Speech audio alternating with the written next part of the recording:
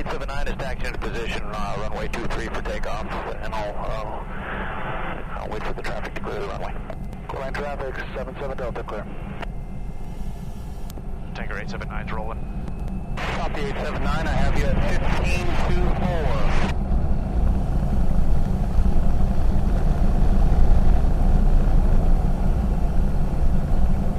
Traffic system 5 Victor Echo is 5 east, tracking eastbound, climbing through 4,300.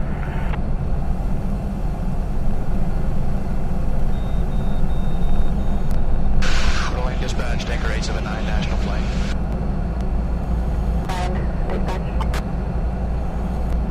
Yeah, Tanker 879 is off correlated this time en route to the Alder Creek fire. My name is Steve Willey. I fly single-engine air tankers for Queen Bee Air Specialties out of Rigby, Idaho. I have 9 seasons of crop dusting, 7 seasons of firefighting, and I think about 19 years been flying now. A typical airspeed, cruise 150 miles per hour. Our drop speeds are kind of like a landing configuration, 120 miles per hour, full flaps. We're a little slower than a heavy air tanker, but we can work off of airfields closer to the fire. I'm comfortable on a 4,000-foot strip, and with 5-minute turn times, we can haul a lot more retardant in less time. My name is Joe Bates. I'm the Aviation Safety Program Manager for the Bureau of Land Management. I've been in fire for 36 years, a lot of time on the districts in hell attack, hot shots, AFMO and FMO and air attack for the last 22 years. Seat tanks have the ability through the computer settings to put out 50 gallons, 100 gallons, 200 gallons at a shot. They can do a fair amount of artwork. An 800-gallon seat can do 8 100-gallon drops if that's what you want them to do. So you're not looking at coming in to drop 800 gallons on a single tree. You just can't do that. You'd probably have to come over and drop 200 gallons 4 times or something. So those are the things that they need to think about, as opposed to a heavy helicopter coming out and letting 2,000 gallons of water out in one spot. We're going to try to do it this time is on the eastern side of the fireworks, backing down into Bedrock Canyon here. We have one home that's up in there that we're going to try to knock the flames back, probably starting from the river up the canyon from there. Okay, south and east side of the fire, so will be the right shoulder, and there's a house down in there, correct? You really need to put some thought into briefing the seat pilot and what the components of your briefing should be, and you should try and be consistent with that briefing from pilot to pilot, airplane to airplane.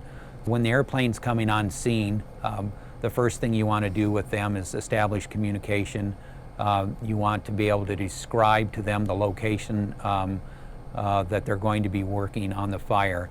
We like to try and stay away from cardinal points, just because a lot of times, especially on the ground, if you don't have a compass out, your north may be east in the airplane, and vice versa, depending on the workload. They understand the ICS system. They understand how we lay out a fire by the heel, by the shoulder, by the head, etc.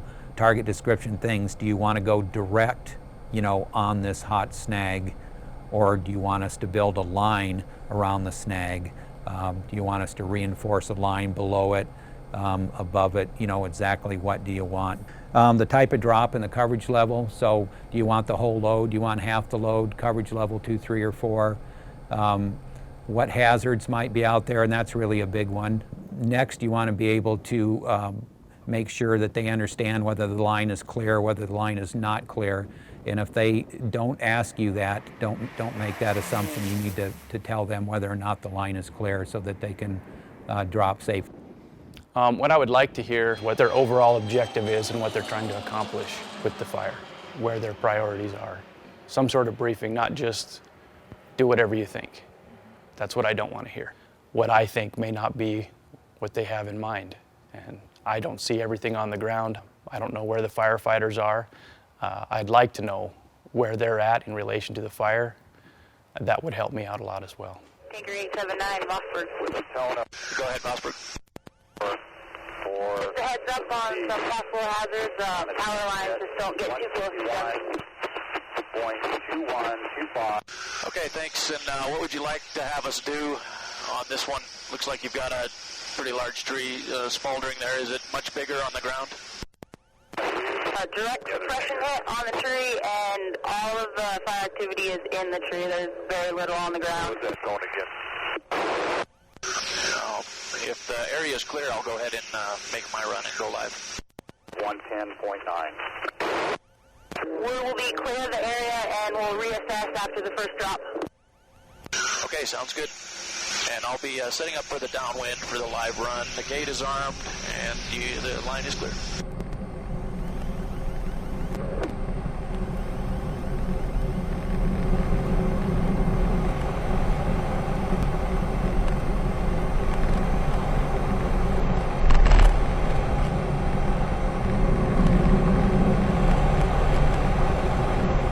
I think the most critical phase of flight is probably just prior to the drop, is when our airspeeds are slow, our power is usually at an idle or back, and our concentration is on what's out in front of us, looking for anything that might have been missed or overlooked, whether it's snags or power lines, anything like that, other aircraft.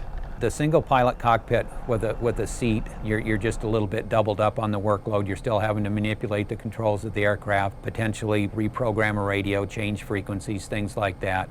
The single pilot is handling all of the tasks of that aircraft that are required to fly that aircraft all on his own. He doesn't have a co-pilot or somebody to help him handle radio calls. The worst place to get a radio call is short final to the drop. Seconds before the drop is probably the worst time to get a radio call or anything like that. It's very distracting because you're constantly cross-checking your gauges and terrain and obstacles. Trying to make sure you're not descending too low over the canopy, getting too close to the trees or whatever you're dropping over. And the 802 isn't a hands-off flying airplane. It requires hands-on all the time. If you let go of the stick, the airplane will just start pitching and rolling.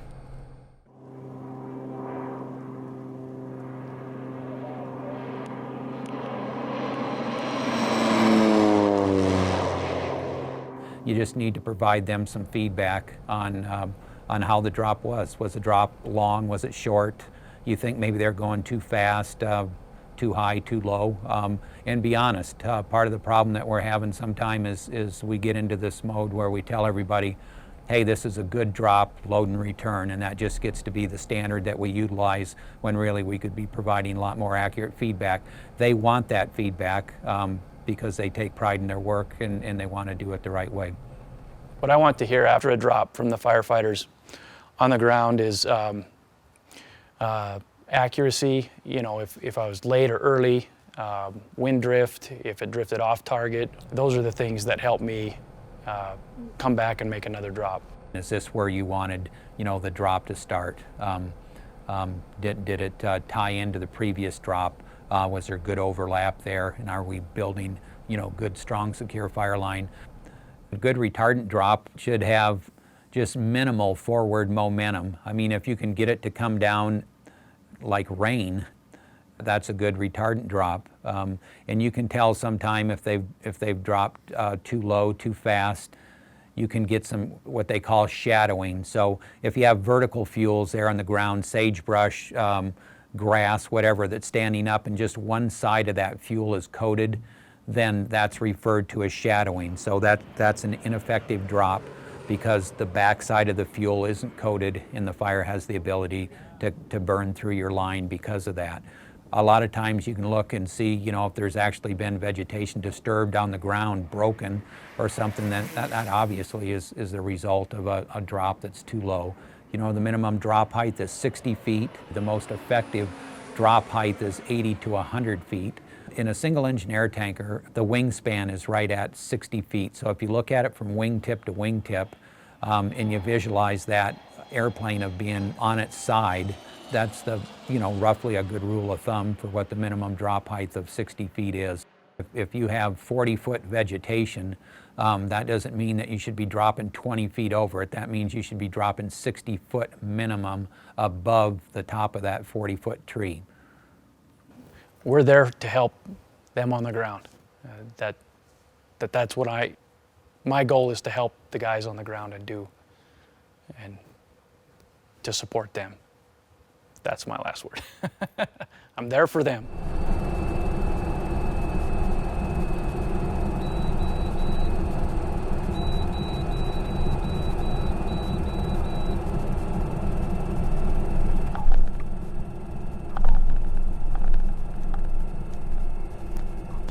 Coeur d'Alene Dispatch, Tanker 879 National. 9, go ahead. 879's on the ground at Coeur d'Alene.